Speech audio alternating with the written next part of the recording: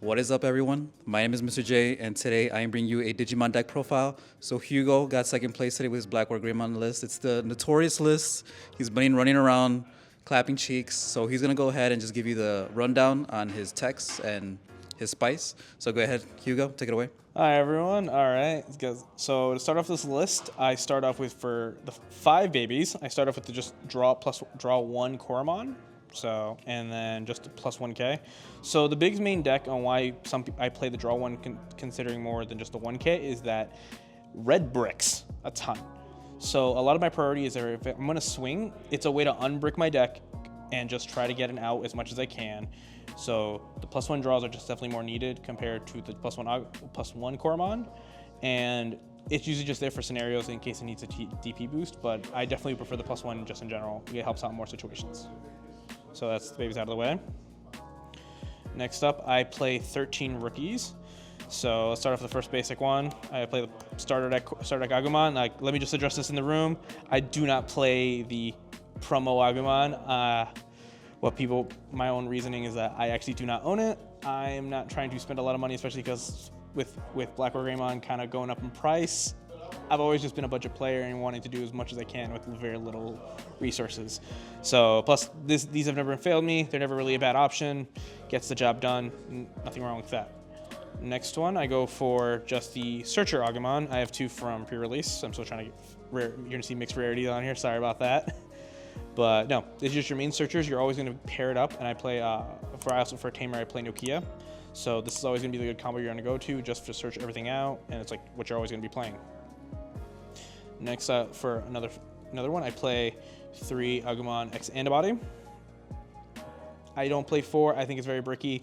I want to rely on just other Agumons in general. I'd rather rely on these 2 compared to just hard playing this, just because you get the rookie advantages, and then you also get a search, and you also want to just have as many of the same levels as you can to start triggering off effects with the other X antibody.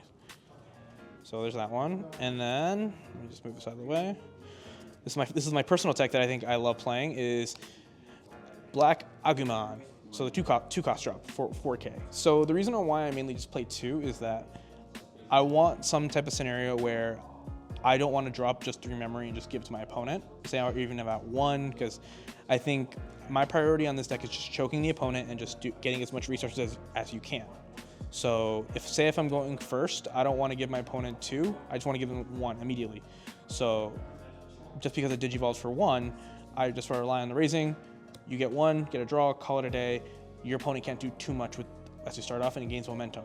Not to mention, with the high DP, it has a high chance of not dying, especially if you're going against a rookie-based deck or something with not as much strong security, or if you're lucky enough. And because I've seen this has jamming when it doesn't need to sometimes, if you know what I mean.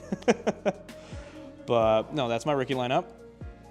Next up, I play 12 champions. So the first up, I try to keep a split up of 3 and a mix of 4. So first up, first I want to talk about is just the plus for 1 cost, or gain 1 memory for the Agumon with that Greymon. I have all tarts from the Anniversary Collection. I have 3 Security Greymons. These are really the best card for red. You want to be aggressive as much as you can. It's an OTK deck. You want to hit as hard as you can for the least amount of attacks. And the lowest amount that I have is the blocker BlackGreymon, because it's not really good for this format, and blocker is very, very situational, but it gains a lot more usage because of I play 4 Greymon X antibodies, just because it can go well with all of them. Not to mention, it can turn a black Greymon into a red Digimon, just because some of the level 5s cannot just go over black, and that kind of alleviates a lot of my issues, and it can trigger a lot more effects when I go up to higher levels. But yeah, no, I feel like it's pretty basic. I try to go for a mix of everything just to keep everything situational, instead of just playing 4 elves for just 1 or 2. And now I think this is where it gets the fun part, where I get really creative, is level 5s. So let's just start off easy. I play the basic 4 Metal Greymon, just de-digivolve by 1 and then delete a 3K if available, and then it's obviously with inheritable attack unsuspended. Super great, super useful. It's always going to be my go-to, even if it goes a little lower. It gets the job done. Now, this is where I get a little more fun. So I try to prioritize my techs. So one tech that I go on is the BlackWarGreymon X antibody. So for the BlackWarGreymon X antibody, it's used just to either gain some type of draw 1 or just to boost attack when it needs to be, and just with security +1. I also work along with I run 2 BlackWarGreymon X Alterius mode promos, mainly for the same purpose of the X antibodies, just to kind of go over level 5s, gain more of the same levels, and it's just entirely meant to just delete the board as much as you can and just kind of have some board control, while also giving it the effect if I don't have the level 4 Greymon X antibody, so I can provide some protection. I think 3 is kind of too much. 1 is not enough. 2, I think it's just enough to where you want to be smart on when you want to drop it, because sometimes you want to stack, sometimes you don't. And lastly, this is my favorite one that I think everyone gets stumped on. I play 1 copy of the old school BT5 BlackWarGreymon Alterius mode. So why do I play this card over, say, like a 3rd copy of like the promo one? And it's mainly because this deck relies a lot on memory preservation. So it really just wants to choke your opponent. Say like I play enough and I'm at 0. I really just want to, I can just play this card. I can board clear if I see anything. And then if not, I just choke my opponent at 1 memory. So that's kind of my plan with level 5s. Now, what it kind of goes upon next are, I play 6 level 6s. So I go in just 3 BlackWarGreymon, and then I go for 2 Gaimon. I always mess up pronouncing it, but my objective is, a lot of times BlackWarGreymon is really good, but its effects are never really useful after you digivolve into it. So what I mean by that is, like, say you delete Tamer, you delete Digimon, fine, that's all right. What do you now? If it has the right inheritables from the stack of the previous Digimon that we mentioned, it can become really abrasive where you don't even need the X antibody. What are you gonna go for? At that point, then, if you need an extra, go for a kill, that's where you use the Galmon. And again, Galmon is just, again, Digivolve -1 for black. That's why I run even the BlackWarGreymon to trigger the effects, and more so. And just to top it off, because I need some red and just for extra more security boost, I run 1 BT3 WarGreymon. And that just goes for a lot of the formats where, consider like yellow, where a lot more security control decks or a lot more option cards are being put in play. It's just my one contingency of, if I need a certain type of situation, that's when I know what to drop it, because the way a lot of this deck can function is taking advantage of the inheritables with the level 3s and level 4s, and just knowing which one to go into for the right situation, because they all serve a purpose. For one's for like board clearance, one's for just trying to go for a kill, and one's just trying to stop options and just going for more of a red-based strategy. Now, my fun part that I go for are the level 7s. I only run 2. Run 2 Omnimons. Favorite one is Zord Defeat, just because it's something I was trying out a little bit. I get tired of a lot of good cards that I want security and they don't really do anything. So that, and it's like, this is when Digicross was kind of rampant before Shoutmon got hit, so it's just meant to deal with Tamers. And then the next one is going for just X antibody, where every single inheritable is meant to just, the moment I ever play this card, I almost never lose. That's just kind of essential of, you play it, you can't, the longer it stays in the field, the longer it becomes a problem for someone. So if you've seen just previous matchups, it just focuses on drawing stacks upon stacks. Oh, and next. Okay. I also realized this is on the bottom of the deck. I play 1 Chimeramon.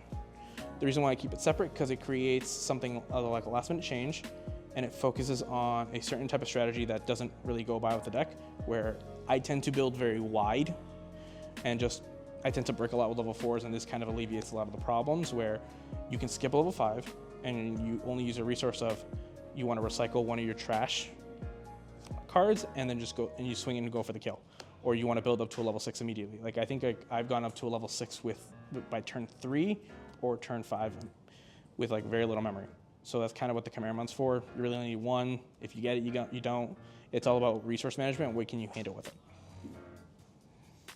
And that's kind of for the Digimon count. Next up, our last part is the Tamers. So I focus on just 2 heroes instead of ties.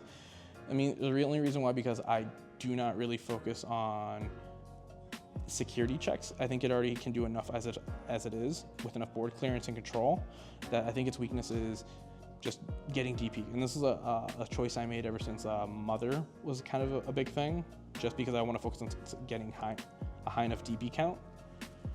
And then the next thing I go for, I play 1 Cool Boy and 4 Nokia. So the reason why I prioritize Nokia more than I do Cool Boy, I think Cool Boy can be very bricky, just because this deck doesn't really play a lot of X antibodies cards, nor does it play the option. Just because it's cool if you have it, if not, it's just situational.